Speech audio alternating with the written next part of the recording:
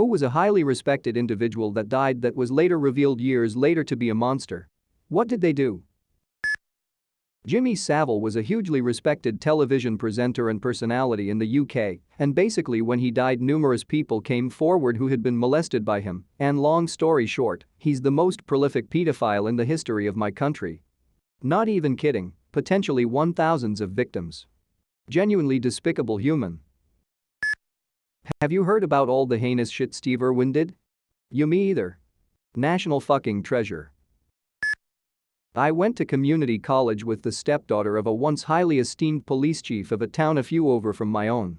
He was quietly retired all of a sudden years before, and once I found out she was his stepdaughter I told her I knew her stepfather had died pretty recently, like within the last few months, and that I was sorry. Oh boy, did she have a story for me. Her mother married her stepfather when she was 9 years old, and he almost immediately started sneaking into her room at night to rape her. This lasted until she was 15 and finally told her mother, who wouldn't believe her. She started telling guidance counselors and even a doctor, and finally something was done. The PD, unsurprisingly, tried to cover it up at first. This was their highly decorated and respected police chief. Sadly, my fellow student had no proof, it was just he said she said, and in the end, her stepfather just resigned to avoid media attention. Other than that, no charges were filed, he never really got into any trouble. She went to live with an aunt and uncle until she was old enough to move out, her mother never took her side, and remained married to the son of a bitch until he died.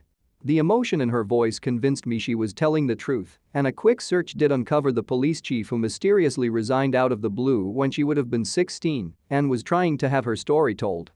It was all very hush-hush, and I don't think anyone knows what really happened, which is a shame. Marion Zimmer Bradley. Huge sci-fi fantasy writer in the 70s onward. After she died in '99, her and her husband's children came forward about the years of sexual abuse they endured throughout their childhood from the two of them. Really fucked up. Coco Chanel. Big name in fashion, secretly was an active Nazi helping the party. Mother Teresa. Much suffering resulted from her beliefs. Fabulous Moolah paved the way for women's wrestling, but allegedly pimped her wrestling students out. Bill, I put roofies in you drink Daw Cosby. Edit. Oops, apologies, he's not dead yet. Dr. Seuss cheated on his wife while she had cancer, which ultimately led to her suicide.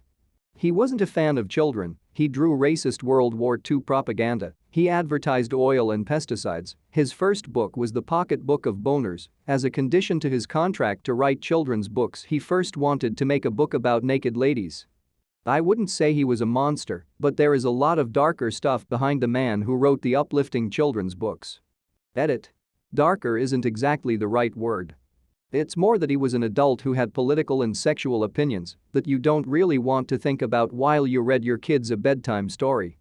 I personally still love his books. Jimmy Savile. He dipped his dong in legit anything that he wasn't supposed to, kids, little kids, dead bodies, animals, you name it, if it was a being, Jimmy Savile proudly banged it. Straight rapist ass bowl. Dr. Hunsa Spurger. The name alone should explain what contributions he made to the field of medicine. Earlier this year, it turned out that he was a literal Nazi who personally sent over 800 innocent children to Hitler's death camps, a true monster in every sense of the word. King Jellybean. They destroyed the photo evidence, it was better that we remember him for the jellybean he represented, not for the jellybean he actually was. Ernesto de la Cruz. Was a thief, murderer, attempted murderer, and plagiarist.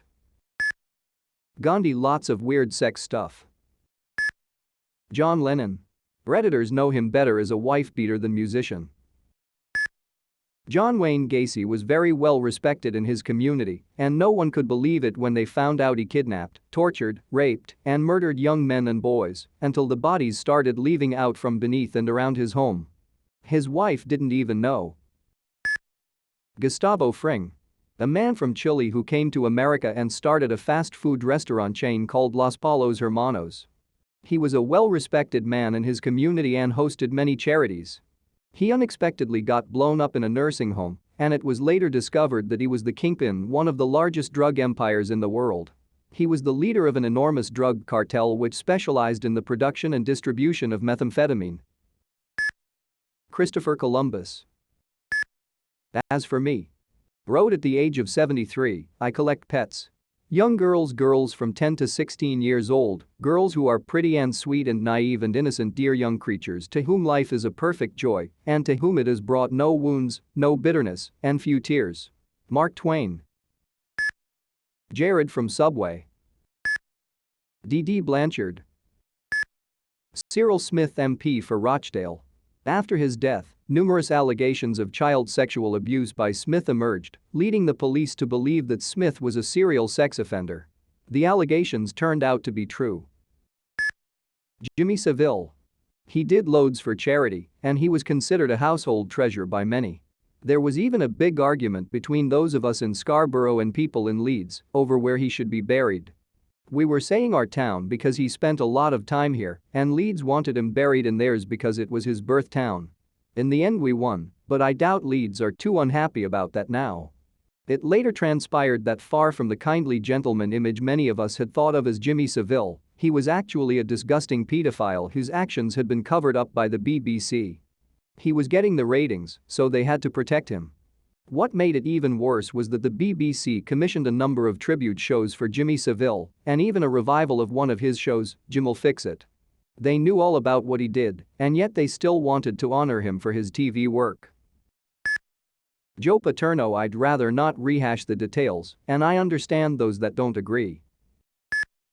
The Comte de Mirabeau was a national hero of the French Revolution at the time of his death in 1791, right as that whole thing was really getting going. Even the Jacobins loved him.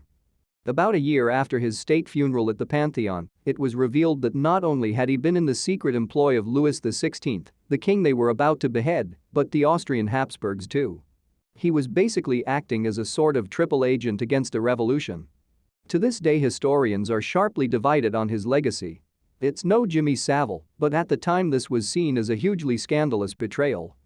Eventually his remains were removed from the Pantheon to be buried anonymously, and they've never been found since.